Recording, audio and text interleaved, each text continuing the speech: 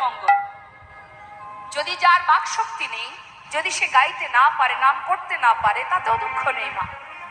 যে গাইতে পারে সেটা আলাদা বিষয়, যদি কেউ গাইতে না পারে সে যদি শোনে তাতেও মঙ্গল। শাস্ত্রে বললেন শ্রবণং মঙ্গলম, শুনলেও তার ক্রিয়া আছে।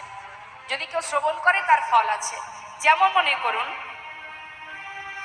শ্রবণের যে একটা ক্রিয়া আছে, এই যে সাউন্ডের মাধ্যম দিয়ে হরিনাম প্রচার হচ্ছে, যতদূর পর্যন্ত যাচ্ছে, যত জীব আছে, ইচ্ছাই হোক অনিচ্ছাই হোক, হরিনাম তো কানে যাচ্ছে। হেলাই বা শ্রদ্ধায় যেবা নাম লয়, ক্রমে ক্রমে কৃষ্ণ ভক্তির হয় উপচয়। যেভাবেই নাম শোনো না কেন, নামের একটা ক্রিয়া আছে।